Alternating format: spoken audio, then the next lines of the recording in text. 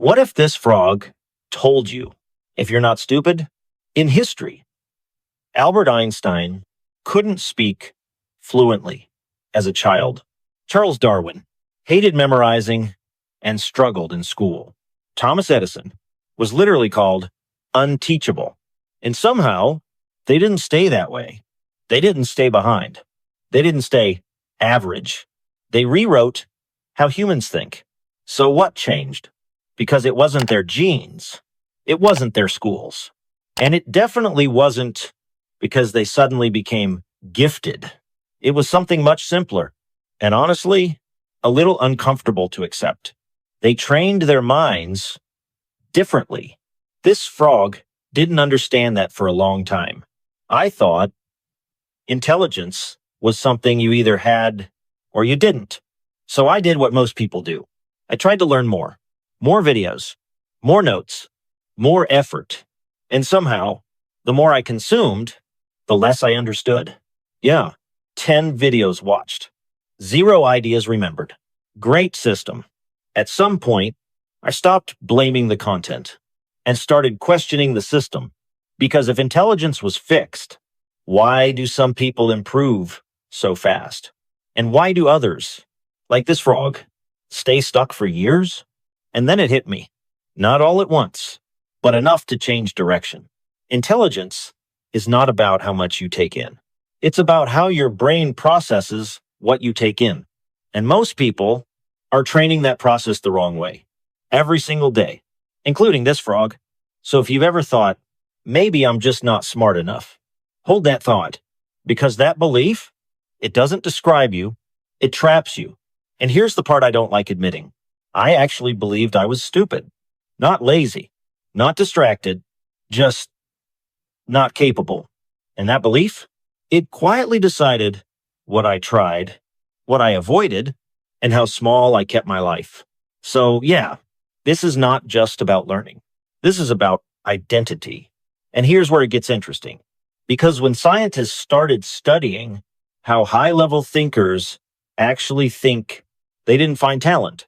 They found patterns, simple patterns, repeatable habits, things that look small, but completely rewire how your brain works.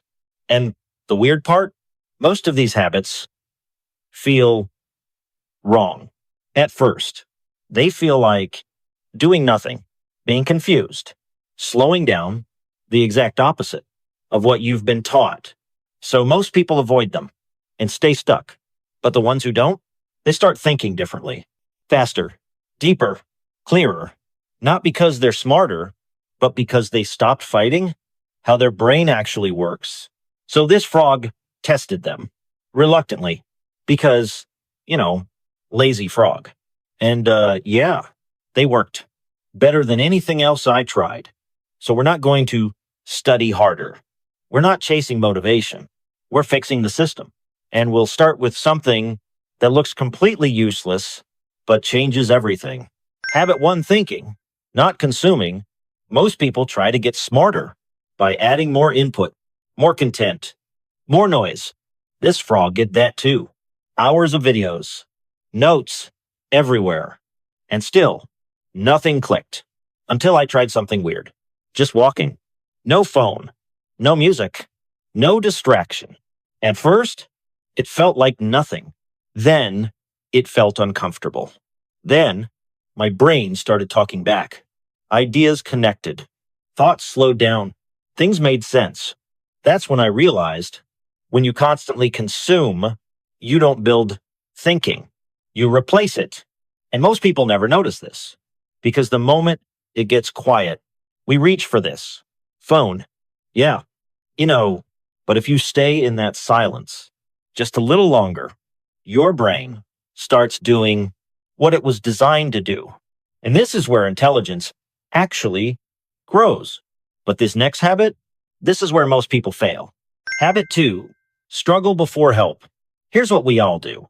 We don't understand something and immediately look for the answer. Search, watch, ask. Feels efficient, feels smart. This frog lived like that and forgot everything anyway, because the brain doesn't grow when you receive answers. It grows when it tries and fails. That moment when you sit there thinking, I have absolutely no idea what's going on.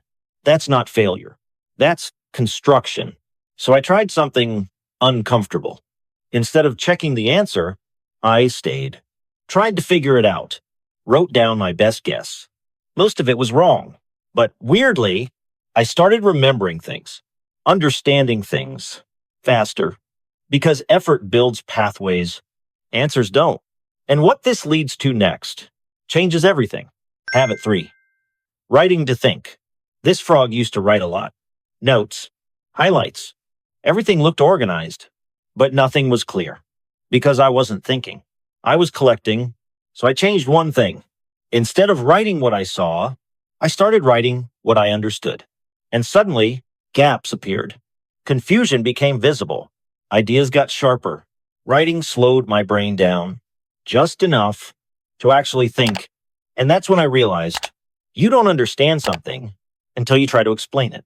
But here's where it gets powerful. Because once you start thinking clearly, your brain starts doing something else. Habit 4, connecting ideas. Your brain doesn't think in subjects. It thinks in patterns. So when you only learn one thing, your thinking stays limited. But when you learn across fields, something interesting happens. You start seeing connections between ideas that shouldn't connect, and suddenly problems feel easier. Not because they are simple, but because your brain has more ways to see them. This frog started doing something small, just exploring random ideas. Psychology, biology, economics. Not deeply, just enough. And over time, thinking became faster, without trying. But none of this works if you forget everything. Habit 5, train your memory. This one is misunderstood. People think memory is separate from intelligence. It's not. It's the foundation, because you can't think clearly with information you don't remember. This frog used to reread everything, rewatch everything, save everything, and still forget. So I tried something different. Before checking anything, I tried to recall it, explain it, write it, even badly. And that's when things stuck, because every time you retrieve information, you strengthen the pathway to it, and thinking becomes faster. But even this can break if you ignore one thing. Habit 6, protect your brain energy. This one is invisible, and it ruins everything. Your brain is not designed to think deeply all day, but most people try to. Work nonstop, sleep less, stay stimulated constantly, and then wonder why their thinking feels slow. This frog did that too, and blamed myself, until I realized my brain wasn't broken, it was exhausted. So I changed something simple, slept more, moved more, allowed boredom, and suddenly thinking came back. Because your brain upgrades during recovery, not during constant effort. So here's what this frog learned. I was never stupid. I was just over-consuming, avoiding struggle, not thinking, not connecting, not remembering, draining my brain. And once I changed that, everything changed. Not instantly, but consistently, thinking became clearer, learning became faster, confidence came back. Not because I became smarter, but because I stopped working against my brain. And listen, don't try to fix everything. That's how ambitious frogs fail. We try everything and quit everything. So this frog did something different. Just one thing. Small, simple, consistent. And that was enough to start changing everything. Because your brain is not fixed, but it is watching what you repeatedly do. So if you've ever felt like, maybe I'm just not smart enough, this frog wants you to hear this clearly. You're not broken. You're just untrained. And that can be changed. If this made sense to your frog brain, stay here. We're not chasing motivation. We're rebuilding how we think, one small habit at a time, from Frog with Love.